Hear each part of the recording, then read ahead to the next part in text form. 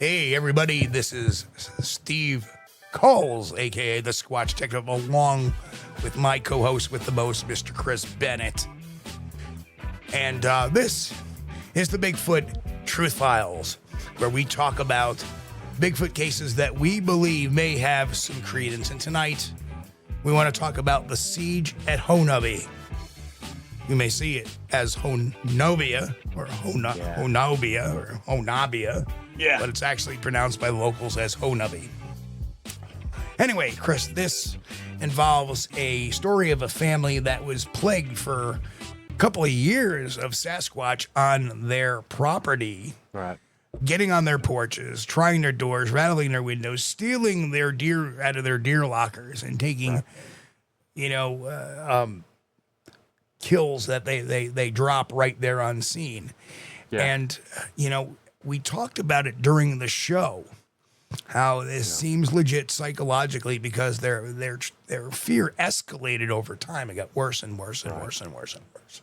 Well, it's very believable because the way they described it, they weren't having these problems with they weren't being terrorized or harassed until they solved the problem about the meat being taken from the freezers. So either they moved the meat or they locked the freezers to where these creatures didn't have access to the free meat anymore. And then came all the pounding on the walls, screeching around the house at night and trying to even jiggle door handles, which that's kind of creepy. The rock throwing and then at night going out on their porch hearing the whistles and the whoops and the hollers and everything like that. Yeah. And, it all culminated with a couple of BFRO investigators that showed up. And I know that the family wasn't really happy with them because they left them and they were still left with the problem. And then they get basically a solution via email or via phone, how to figure it out. And they had a lot of snow peas on their lawn, which was bringing in a lot of deer, which they felt that's what was bringing the Sasquatch in. Right. And the reason why they weren't fearful of the gunshots is the gunshots meant the dinner bell was ringing. Yeah. Yeah. So, well, that's the thing that I like about this story too. I mean, the people legitimately, they were terrified. They were having issues with these creatures harassing them, and they didn't want newspaper coverage. They didn't want to be in big media stars or anything. They just wanted some assistance from people that knew. Right. So that's why they invited the BFRO, and I can't blame them. Seemed like a solid plan. And I mean, I've corresponded with one of the brothers for a while, and like I said, he didn't want nothing to do with the Bigfoot community was getting irritable. He was pissed off that they didn't help them originally, and that that the BFO investigator and his son were scared themselves. Right. And so no physical evidence was ever collected. Of course, this is 2000. We don't have the digital age technology we have today. We didn't have the DNA collection kits available. Amazon wasn't even really a thing back then. Yeah, completely different time. Right. So I think that was a generation ago, over a generation ago. So, but they kind of felt used by the Bigfoot community because they sensationalized it, but we want to wish them peace, of course. And unfortunately, I'm very sorry. Had I had the prowess back then, I probably would have done all I could to help out. I would have been down there in a flash with that kind of activity. That's the kind of activity I want to go to. Right. But nonetheless, it didn't happen.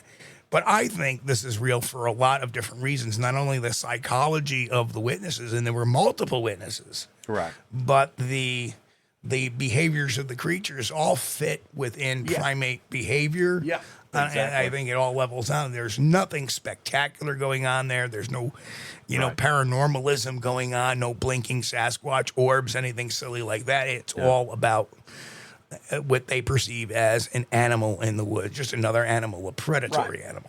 Yeah, they weren't reporting that, they had been kidnapped by these creatures or anything. Right. They were just reporting that, after they stopped the free meals from the deer meat, no more deer meat. Now they started having issues with the creatures.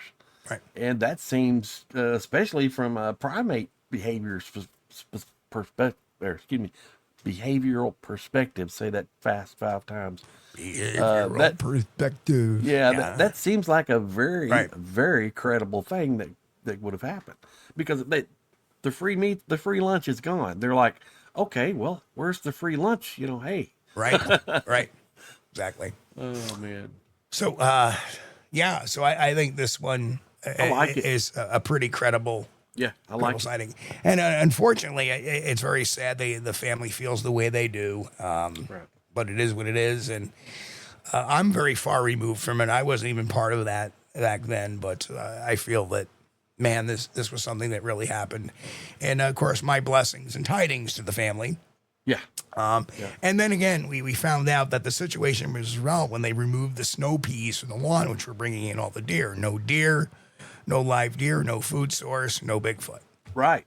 So they weren't really interested in the Right. people as much as they were the free meal. right. Yep. But if folks want to get the deep dive on this, Chris, where can they go? Oh, check us out at youtube.com /@SquatchDTV. That's right. You can go and check our show out over at Squatch DTV at that location where we actually do the deep dive. But if you like what we do here as the wrap-ups, make sure you subscribe to the Bigfoot Truth Files. And go over to Squatch DTV and subscribe over there for all our deep dives. And we have a lot of fun over there, a lot of antics. But anyway, Oh yeah. Yeah, a lot of fun. that's what we think of the siege at Honobia. And folks, we'll catch you next time right here on the Bigfoot Truth Files. Peace and love.